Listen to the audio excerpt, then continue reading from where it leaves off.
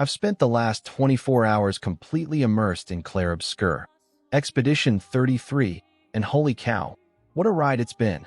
Released just yesterday, this stunning RPG from newcomer Sandfall Interactive has absolutely blown me away.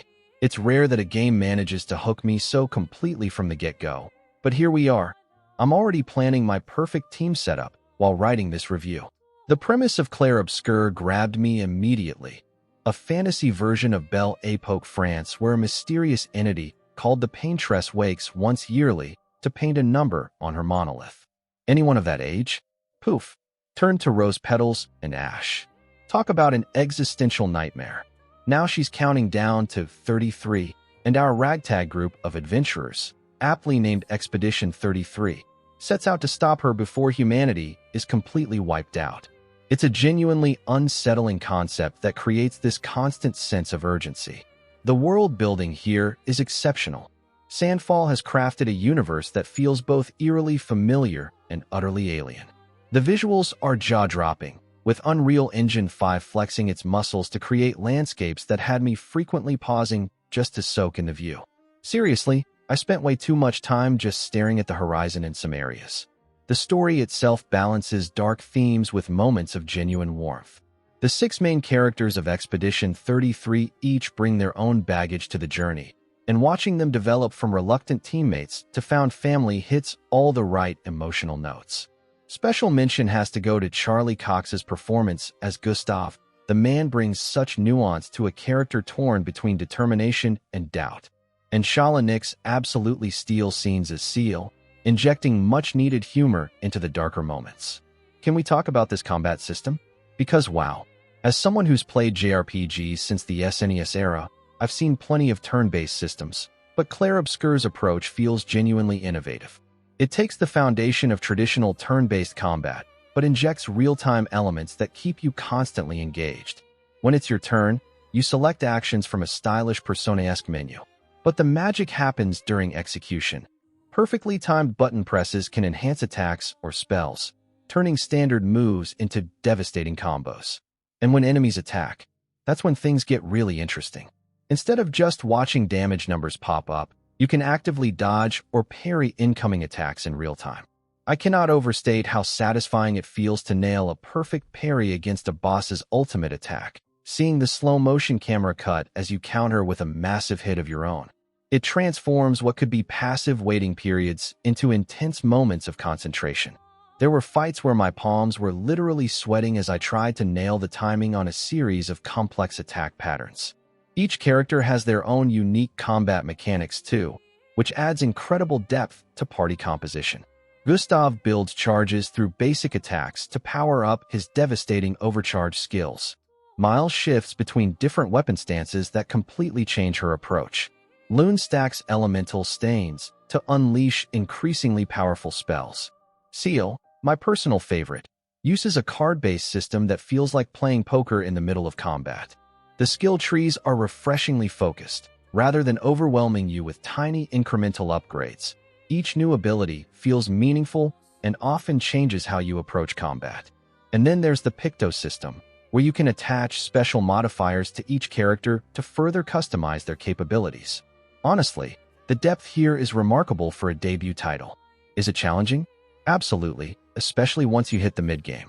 But it never feels unfair, just demanding of your attention and creativity. When you lose, you know exactly why, and victories feel genuinely earned. I did find the early hours a bit too easy, but by the halfway point, I was fully engaged in crafting optimal party setups for different encounters. The world map is a delightful throwback to classic JRPGs, with oversized character models traversing a stylized landscape dotted with locations to discover. As you progress, you unlock new methods of travel, no spoilers, but some are genuinely surprising, that open up previously inaccessible areas. There's something wonderfully nostalgic about this approach. It reminds me of finally getting an airship in older Final Fantasy games. One thing I particularly appreciated was the absence of map markers and quest logs cluttering up the UI. Instead, Clair Obscur trusts you to remember interesting locations and figure things out for yourself. Did I occasionally get lost? Yep, but discovering a hidden area or secret boss fight felt more rewarding because I had to work for it. The main story locations function like traditional dungeons, mostly linear paths with occasional branches hiding valuable items or pictos. My one real complaint here is the lack of a mini-app, which led to some frustrating backtracking when I got turned around in the more complex areas. Still, each location is visually distinct enough that I rarely felt completely lost. The progression system strikes a perfect balance between depth and accessibility. Character growth comes from both leveling up and equipment, but the most meaningful customization happens through the picto system. These attachments dramatically alter how characters function, and experimenting with different combinations became almost a game in itself. By the endgame, I had setups that allowed for some truly ridiculous combat synergies, in the best possible way.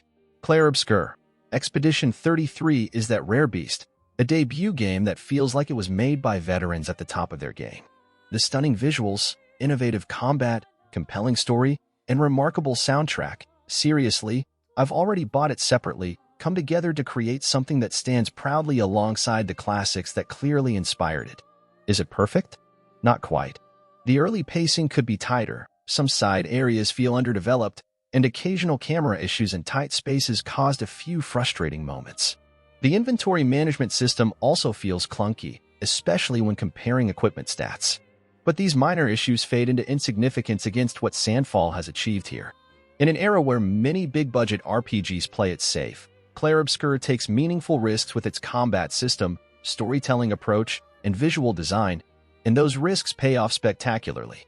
Completing the main story and a good chunk of side content can be done in about 35 to 40 hours, but I could easily see spending another 15 to 20 hours discovering everything this world has to offer. The game's relatively compact length for an RPG means it never overstays its welcome, and the pacing remains tight throughout.